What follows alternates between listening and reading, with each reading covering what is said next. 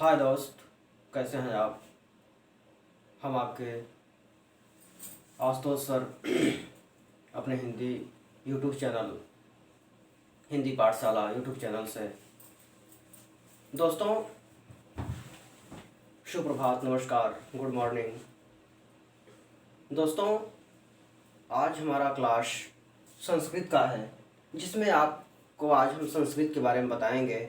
इससे पहले हम आपको बताएंगे कि संस्कृत का पाठ्यक्रम क्या है, जिसमें आपके समस्त वनडे एग्ज़ाम, एक दिवसीय एग्ज़ाम जितने भी हैं, सारे एग्ज़ाम में संस्कृत से किस सिलेबस से, किस पार्ट से, किस एरिया से क्वेश्चन आते हैं, उन सारे क्वेश्चन को आज हम बताएंगे कि कौन सा क्वेश्चन किस क्षेत्र से होता है। ठीक, आगे देखेंगे आप कि आप देख रहे हैं कि सभी एक दिवसीय परीक्षाओं के लिए संस्कृत का पाठ्यक्रम, इसमें दोस्तों टेट से, सीटेट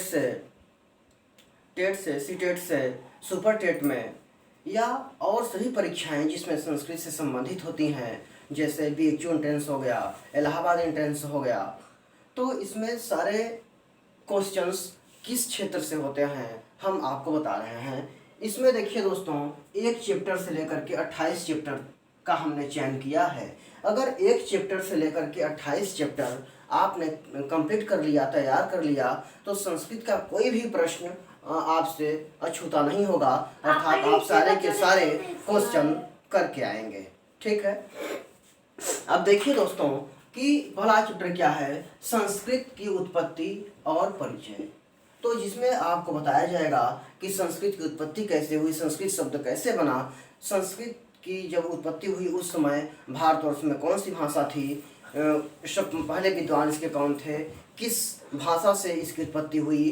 तो इन सारी चीज़ों के बारे में, संस्कृत की उत्पत्ति और परिचय के बारे में दोस्तों बताया जाएगा। दूसरा चैप्टर आपका होगा वर्णमाला, में आपको बताया जाएगा स्वर और व्यंजन के बारे में। आप सभी जानते हैं कि संस्कृत का स्वर और व्यंजन या वर्णमाला संस्कृत का माहेश्वर सूत्रों से बना हुआ है। वो सारे माहेश्वर सूत्र की चर्चा हम करेंगे दोस्तों इसमें, आपके वर्णमाला में स्वर और व्यंजन में। देखिए, हिंदी का स्वर व्यंजन और संस्कृत के स्वर व्यंजन में काफ़ी डिफरेंस है दोस्तों, जिसमें स्वर की संख्या अलग होती है, हिंदी में व्यंजन की संख्या अलग होती है, और संस्कृत में स्वर की संख्या अलग होती है, व्यंजन की संख्या अलग होती है। तो तमाम डिफरेंस हैं। बहुत लोगों को ये भ्रांति होती है कि हिंदी और संस्कृत का व्याकरण एक ही है। हाँ, मैं मानता हूँ, लेकिन कुछ परसेंटेज पे ऐसे भी हैं जो काफ़ी डिफरेंस हैं। लेकिन आपको सारे चैप्टर्स पढ़ने होंगे, सारे चैप्टर्स पढ़ने के बाद तब आप आकलन कर पाएंगे हिंदी और संस्कृत के व्याकरण में क्या परिवर्तन है। अगला है आपका अनुस्वार अनुनासिक। अनुस्वार अनुनासिक में क्या है दोस्तों कि अन की मात्रा और चंद्रबिंदी में बहुत लोग डिफरेंस खा जाते हैं, ठीक, और अह की मात्रा में। ठीक है, तो इन तीनों के बारे में ही चर्चा अनुस्वार और अनुनासिक में किया गया है, और मैं भी यहाँ पे इस आपके चैप्टर में पूरा विस्तृत वर्णन करूँगा दोस्तों। तो आगे देखिए आपका क्या है, अगला चैप्टर आपका हो जाता है माहेश्वर सूत्र और प्रत्याहार। प्रत्याहारों की संख्या आप जानते ही हैं कि 14 प्रत्याहार होते हैं, जिसमें माहेश्वर सूत्र प्रत्याहारों की संख्या 42 होती है, जो कि 14 माहेश्वर सूत्रों से ही बने होते हैं, जो कि आप जानते ही हैं, पढ़े ही हैं। अय उड़ रिल रिक एयंग अयच हय वरट लड़ अमंगड़ रम झभ है गढ़धस जब गढ़धस ख फ छ ठ थ चट तव कपय श श शर हल। तो इन सारे जो है कि वर्णों का जिक्र हम करेंगे दोस्तों माहेश्वर सूत्र और प्रत्याहार के अंतर्गत। प्रत्याहार कैसे बनता है, किन वर्णों को कैसे तोड़ना होता है, किस सूत्र से कौन सा हम ऑर्डर लेते हैं, कैसे लेते हैं, कौन सा हम किस सूत्र का कौन सा वर्ण हम छोड़ते हैं, इन सारे जो है चीज़ों की जानकारी हम देते हैं आपको माहेश्वर सूत्र और प्रत्याहार में दोस्तों। अगला है आपका शब्द रूप। शब्द रूप और धातु रूप आप जानते ही हैं कि संस्कृत की एकदम हड्डी है, रीढ़ की हड्डी है। रीढ़ की हड्डी हमने इसलिए कहा क्योंकि दोस्तों रीढ़ को मजबूत करता है यह शब्द रूप और धातु रूप संस्कृत का। क्योंकि शब्द रूप और धातु रूप अगर आपके पास नहीं होंगे तो आपके पास शब्दों के भंडार नहीं हो सकते, और जब आप शब्दों के भंडार आपके पास नहीं हो सकते तो आप संस्कृत जानते हुए भी आप नहीं जान पाएंगे, न तो आपको अनुवाद करने आएगा, न तो किसी भी शब्द का अर्थ बनाने आएगा। आगे देखिए दोस्तों, तो शब्द रूप में आपको पढ़ना क्या होता है, जैसे राम का रूप हो गया, हरि का रूप हो गया, राम का रूप मतलब अकारांत, हरि का रूप मतलब इकारांत, गुरु का रूप मतलब उकारांत, और पिता का रूप का मतलब कि पिता पितरम पित्रा पितरे ऋकारांत। अगला रमा, रमा मतलब आकारांत, मति मतलब कि इकारांत स्त्रीलिंग, आकारांत स्त्रीलिंग, नदी इकारांत स्त्रीलिंग, वधु उकारांत स्त्रीलिंग, माता ऋकारांत स्त्रीलिंग, फल आप जान ही रहे हैं फल नपुंसकलिंग, अकारांत नपुंसकलिंग, वाय इकारांत नपुंसकलिंग, श का अश्मद और युष्मद के रूप आपको याद करने होते हैं दोस्तों।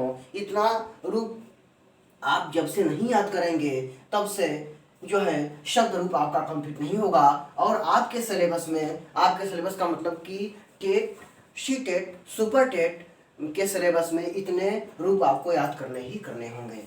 अगला है आपका शब्द रूप, धातु रूप। आप जानते ही हैं कि जो क्रिया होती है, क्रिया हम लोग हिंदी में क्रिया पढ़ते हैं, संस्कृत में धातु पढ़ते हैं। जो क्रिया होता है, क्रिया का मुख्य रूप, क्रिया का जो मूल होता है वह धातु ही होता है। तो धातु के बारे में आपको जानना होगा, अर्थात इसमें पठ धातु, गम धातु, दृश्य धातु, पा धातु, लिख धातु, वध धातु और धातुएं हैं जो इम्पॉर्टेंट होंगी, वो हम आपसे चर्चा करेंगे दोस्तों। अगला है आपका संज्ञा।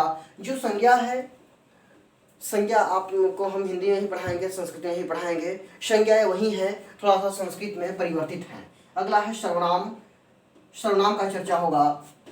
अगला है क्रिया, क्रिया वही है, संस्कृत में जो क्रिया होती है वो धातु रूप से, धातु जो होता है वह क्रिया का मूल रूप होता है, जिसमें ना लगा देने पे क्रिया। जैसे पठ धातु है, ना लगा दिए तो पढ़ना, लिख धातु है लिखना, पा धातु है पाना, गम धातु है जाना। तो कहने का मतलब होता है गमन करना या जाना। तो कहने का मतलब यह होता है कि जो क्रिया है वो संस्कृत में डिफरेंस है थोड़ा सा। अगला है आपका दोस्तों अव्यय। अव्यय वही कहानी है इसमें भी जो संस्कृत, जो हमने आपसे हिंदी में बताया क्या, कि जो अव्यय है, अव्यय ऐसे शब्द होते हैं जिसका हम परिवर्तन नहीं कर सकते। वे ज्यों के त्यों बने होते हैं, उनका परिवर्तन दोस्तों नहीं होता है। अगला है लिंग। लिंग की चर्चा हम करेंगे। लिंग की चर्चा में आप जो हिंदी का लिंग होगा, हिंदी में दो ही प्रकार के लिंग होते हैं, एक स्त्रीलिंग और दूसरा पुल्लिंग। लेकिन जो संस्कृत के लिंग होते हैं दोस्तों, ये तीन प्रकार के लिंग होते हैं, स्त्रीलिंग, पुल्लिंग और नपुंसकलिंग। इन तीन प्रकार के लिंग की चर्चा हम करेंगे दोस्तों लिंग में। अगला वचन, वचन का भी कहानी वही है। आप जानते हैं कि हिंदी में दो वचन होते हैं, एक वचन और बहुवचन, लेकिन संस्कृत में वही वचन आपका तीन हो जाता है, तीन प्रकार के, अर्थात एक वचन, द्विवचन और बहुवचन। जब कोई भी विषय वस्तु व्यक्ति या वस्तु एक होगा तो उसे एक वचन, दो होगा तो द्विवचन, और एक दो से ज्यादा होगा अर्थात तीन होगा, चार होगा, 100 होगा, उसे बहुवचन कहते हैं दोस्तों। आगे अगला चैप्टर आपका होगा वचन और वाक्यांश। वाक्यांश हमने लिख दिया, इसे गद्यांश भी कहते हैं। हमने हिंदी में भी वाक्यांश लिख दिया था, जिसमें आप भ्रमित नहीं होंगे। वाक्यांश, गद्यांश कहने का मतलब है, इसमें क्या होगा कि एक गद्यांश दिया रहेगा, पैराग्राफ दिया रहेगा। उस पैराग्राफ में क्या होगा दोस्तों कि उसी पैराग्राफ के अंतर्गत आपसे 4, 5, 6 क्वेश्चन पूछे जाते हैं, और उसी गद्यांश के अंतर्गत उस प्रश्नों के उत्तर भी होते हैं, जिसे आपको ढूंढ करके लिखना होता है, बताना पड़ता है, जो कि आपको एक गद्यांश के माध्यम से मैं आपको बताऊंगा कि उसमें से प्रश्न, पूछे गए प्रश्नों के उत्तर आप कैसे देंगे, उसका मैं तरीका आपको बताऊंगा। अगला पॉइंट आता है आपका संधि। संधि हिंदी में भी आप पढ़ेंगे दोस्तों, संस्कृत में ही पढ़ेंगे, बस थोड़ा सा अंतर यह है कि जो व्यंजन और विसर्ग संधियां हैं हिंदी में नियम के अकॉर्डिंग है, और जो संस्कृत है उसमें सूत्रों के अकॉर्डिंग है। तो जो सूत्र पे चलता है वो संस्कृत की संधि है, और जो नियम पे चलता है वो हिंदी की संधि है। ठीक है। अगला है आपका समास। समास हिंदी में भी आप पढ़ेंगे, संस्कृत में पढ़ेंगे, संस्कृत में होगा, हिंदी में होगा। अगला है आपका उपसर्ग। उपसर्ग ऐसे शब्दों को कहते हैं दोस्तों, उपसर्ग हम ऐसे शब्दों को कहते हैं जो कि किसी भी शब्द के पहले जो जुड़ा होता है उसे उपसर्ग कहते हैं, और किसी भी शब्द के जो अंत में, लास्ट में जुड़ा होता है उसे प्रत्यय कहते हैं। तो उपसर्ग, जो उपसर्ग होते हैं दोस्तों, उपसर्ग की चर्चा हम करेंगे। और जो प्रत्यय होगा, प्रत्यय किसी भी शब्द के अंत में लगता है, उपसर्ग किसी भी शब्द के पहले लगता है। इन दोनों हम पाठ्यक्रम का चर्चा हिंदी में भी करेंगे और संस्कृत में भी करेंगे दोस्तों। ठीक है, आगे वाच्य। वाच्य वही वॉइस है, जैसे जो आप लोगों ने पढ़ा होगा इंग्लिश में आपने पढ़ा होगा एक्टिव वॉइस, पैसिव वॉइस। तो यह वॉइस है जिसे वाच्य कहते हैं। वाच्य परिवर्तन अर्थात जैसे आपने एक्टिव से पैसिव में देखा तो वाच्य 3 प्रकार के होते हैं। ठीक, तो ये तीनों प्रकार के वाच्य बताए जाएंगे आपको। अगला है आपका कारक विभक्ति। कारक विभक्ति, कारक अलग तो होता है दोस्तों, विभक्ति अलग होती है। विभक्ति 7 होती है, कारक 6 होते हैं संस्कृत में। और कारक विभक्ति है संस्कृत का बहुत ही महत्वपूर्ण चैप्टर होता है दोस्तों, जिससे 2 से 3 क्वेश्चन हर साल टेट में सीटेट में पूछे जाते हैं। आगे है विलोम शब्द। आपको संस्कृत में बताया जाता है विलोम शब्द। पर्यायवाची शब्द आपके बताए जाते हैं संस्कृत में। अगला संख्याओं का ज्ञान, जिसमें 1 से लेकर के 100 तक की संख्याओं को आपको संस्कृत में दोस्तों याद करवाया जाएगा और बताया जाएगा, जिसमें 1 से लेकर के 100 तक की संख्याओं का चर्चा हम करेंगे। और यह दोस्तों कन्फर्म है, 1 या 2 नंबर का प्रश्न आता ही आता है। 2 नहीं आया तो 1 नंबर का तो प्रश्न आना ही आना है संख्याओं से। अगला चैप्टर है दोस्तों आपका घर का, परिवार का, परिवेश का, पशु पक्षी, घरेलू वस्तुओं, शरीर के अंगों, बंधु बांधव, कीड़े मकोड़ों के नाम संस्कृत में। अर्थात कौन कौन से आप देख लीजिए। घर का नाम संस्कृत में पूछता है, परिवार का नाम पूछता है संस्कृत में, परिवेश हमारे अगल बगल में मतलब पशु पक्षी के नाम संस्कृत में पूछता है, घरेलू वस्तुओं के नाम संस्कृत में पूछता है, शरीर के अंगों के नाम, बंधु बांधव अर्थात रिश्तेदारों के नाम, कीड़े मकोड़ों के नाम संस्कृत में दोस्तों पूछता है, जो कि आपको हम बताएंगे। और जो हम बताएंगे उसी के अंतर्गत ही परीक्षा में रहेगा, जो कि आपको हम बताएंगे चैप्टर के अंतर्गत। अगला चैप्टर है दोस्तों आपका रचना, रचनाकार, जो कि संस्कृत में कौन सी रचना किसकी है, कौन सी रचना में कितने सर्ग हैं, ये सारी चर्चाएं हम करेंगे दोस्तों। अगला है आपका संस्कृत साहित्य। संस्कृत साहित्य का बहुत अहम भूमिका नहीं होता है आपके पाठ्यक्रम में, लेकिन अब संस्कृत की चर्चा है इसलिए एक चैप्टर हम आप से चर्चा करेंगे संस्कृत साहित्य का, कि संस्कृत का उदय कैसे हुआ, इसके साहित्य के बारे में कैसे हुआ। तो संस्कृत साहित्य के बारे में हम चर्चा करेंगे। अगला है आपका शुक्तियाँ। शुक्तियाँ आप जान ही रहे हैं कि संस्कृत में जो शुक्तियाँ होती हैं, जैसे विद्या ददाति विनयम, तो इस तरह की शुक्तियाँ कहाँ से ली गई हैं, कौन कहा है, तो इस तरह की शुक्तियों के बारे में चर्चा करेंगे। और शुक्तियों से भी दोस्तों 1 नंबर का प्रश्न आता ही आता है। अलंकार भी आपने देखा, अलंकार हिंदी में भी आपने देखा। हिंदी में आप अलंकार पढ़ेंगे, संस्कृत में भी अलंकार पढ़ेंगे। संस्कृत का संस्कृत में होगा, हिंदी का अलंकार हिंदी में होगा। परिवर्तित बहुत नहीं होता है, बस जो है कि प्रकार में भी वही होते हैं, हिंदी संस्कृत के प्रकार भी वही है, और बस इसमें संस्कृत में होगा उसमें हिंदी में होगा।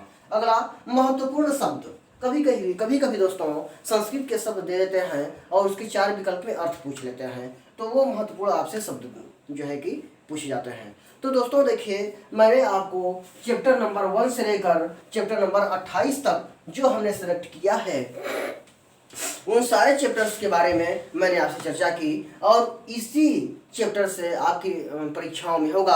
अर्थात आप संस्कृत के अकॉर्डिंग यदि परीक्षा देते हैं, चाहे किसी भी कंपटीशन की संस्कृत से परीक्षा देते हैं, टीजीटी, पीजीटी, नेट या जीआरएफ की मैं चर्चा दोस्तों नहीं कर रहा हूँ। मैं ओनली 1 डे एग्जाम की चर्चा कर रहा हूँ, जो 1 दिवसीय परीक्षा है, बोर्ड पे लिखा है, आप देख रहे हैं। तो दोस्तों इतने अगर आपने पाठ इतने आप भाग अगर तैयार कर लिए हमारे साथ दोस्तों, तो आप यह जानेंगे कि संस्कृत से आपका एक भी प्रश्न छूटा नहीं रहेगा।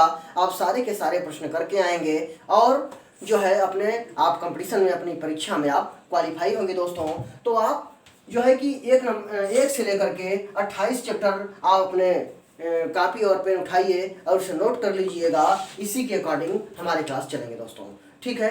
तो हम आगे इन पाठ्यक्रम के बारे में चर्चा दोस्तों कल से करेंगे। आज हम बस आपको पाठ्य के बारे में बता दिए कि हमें चर्चा संस्कृत में क्या क्या करनी है। और आगे दोस्तों आप यह मत सोचिए कि इस इतने चैप्टर से भी इतने पढ़ लेने के बाद भी आपको और पढ़ने की ज़रूरत होगी, तो दोस्तों इसके बाद अब कोई ज़रूरत नहीं होगी। लेकिन इतना पढ़ने के बाद मैं आपको 15 से 20 सेट हल करवाऊंगा, और उन सारे सेट में जितने भी प्रश्न होंगे पीछे के, वो सारे क्वेश्चन जो है कि आपके परीक्षाओं के अंतर्गत होंगे। अब देखिए दोस्तों, हम इतने चैप्टर पढ़ने के बाद और यह जानिए दोस्तों कि हमारा YouTube चैनल हिंदी पाठशाला है, इसमें आप जो है जुड़ जाइए, और जितना भी मैं हिंदी का और संस्कृत का, मेरे YouTube चैनल पे दोस्तों सिर्फ 2 क्लास होगी, हिंदी का और संस्कृत का। मिर्ज़ापुर में पहला चैनल है दोस्तों कि जो है कि YouTube पे हमारा क्लास चल रहा है, और मिर्ज़ापुर में कोई क्लास चल नहीं रहा है, और हिंदी और संस्कृत के अलावा हम दूसरे विषय की सेवा दोस्तों नहीं दे पाएंगे। और मैं अपने YouTube चैनल को लाइक, सब्सक्राइब या शेयर करने की मैं चर्चा नहीं करूँगा दोस्तों, क्योंकि हमारा लाइक, हमारा शेयर, हमारा सब्सक्राइब आपका सिलेक्शन है।